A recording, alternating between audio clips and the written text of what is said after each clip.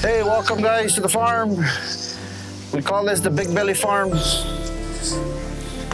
Don't look at my belly. As you can see in the background, we're building a hut.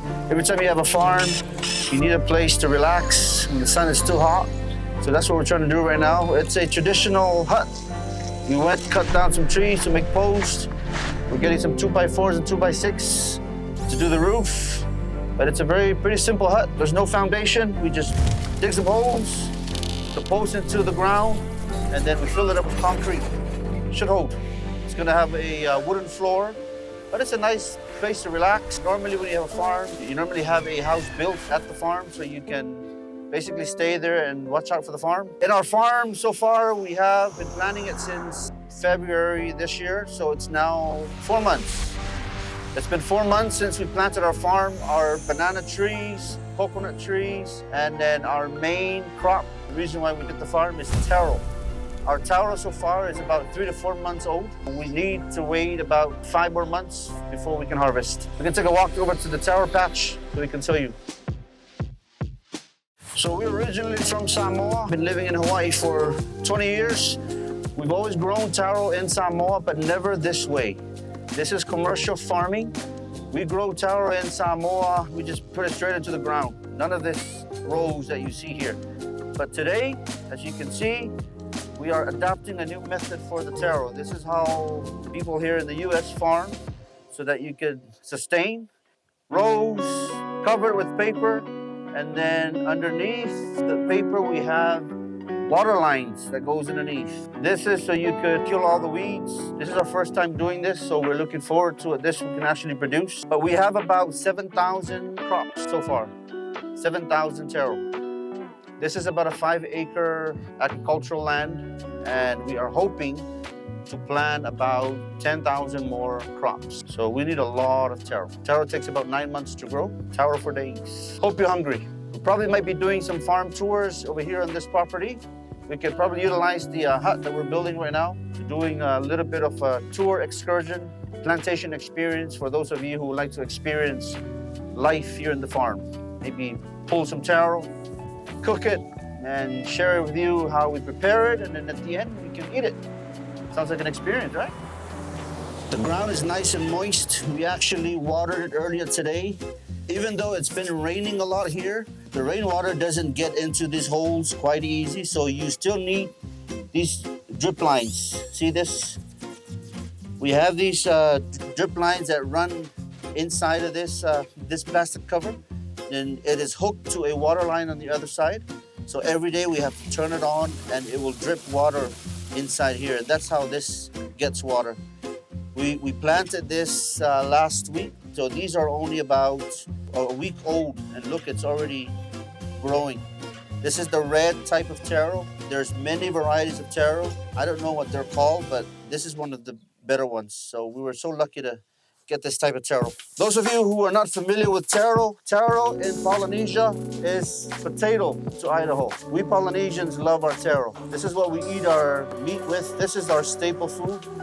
Some of you eat potato, some of you eat salads or bread with your meat. We eat taro. This taro right here is about 3 weeks old. That's about 2 weeks old right there on the other side. And this is all the same variety. This is all the red taro. And then this is the one that we planted first. I don't know what variety this is. A lot of the farmers here call this the Samoan taro. This is about 3 months old. And as you can see, this is one of the good things about taro. Taro is already giving out 3 baby taros. We call this uli. You can actually transplant these if you pull them. See? You can pull this off and you transplant this.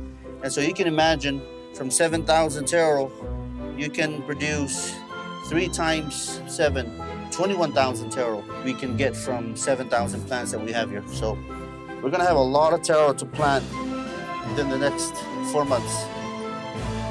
See this one already has 1, 2, two. I think we already pulled some baby taros from that one. And this side over here is the first one we planted. This is about 4 months old already. So this will be ready in 5 months. But one of the best ways that we found out and we've learned while here in Hawaii is that you could actually adapt this method. It controls the weed. Weed is the #1 issue in your farming. So if you can control weed and water, you've got something good coming. All right, here's our banana farms. These bananas is going to be used at the luau. We planted it specifically for the leaves. We make umu. Umu, for those who don't know what umu is the rock oven that we do at the luau's. Heating up of the rocks when the rocks are hot. Then you cover the food with rocks, but then you cover the rocks with a lot of leaves. And banana leaves is what we normally use. So we use a lot of leaves every day. We do the umu twice a day at the luau. So we need a lot of banana leaf supply. So we've been getting leaves from some of the local farmers here, but it's gotten to the point where they cannot keep up with the demand. So the only way is plant our own. So we've been planting these bananas. These were first planted before the taro. So these are about 4 or 5 months old. We try to control the weed around it by running these plastic bags, covers, but I don't think it's a good idea because it's blocking the water from going into the surroundings of the banana tree. This is the other side of our plantation, our farm. We got a nice lemon tree here. Smells good. We actually drink this leaves, boil water, and we can make tea out of it, lemon tea.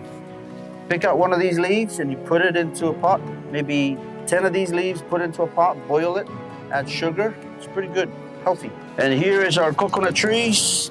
I've always grown up on a coconut farm, but I've never planted one. So I don't know how long it takes to grow from when we first start to when we finally use its fruits. But I'm guessing maybe a couple years, maybe 4, 5 years. These were planted first together with the banana. So these are about 4 or 5 months old. So we're gonna wait for quite a long time before we can harvest these. But the hope is we use about 40 coconuts a day. Can you believe that? 40 coconuts a day at the luau. And again, this is something that we constantly are in search of. So if you are a coconut supplier, lives on the North Shore, you have a lot of coconuts, we can be your #1 customer. We need a lot of coconuts. As you can see, all the way to those bamboos, line of bamboos over there is all coconuts.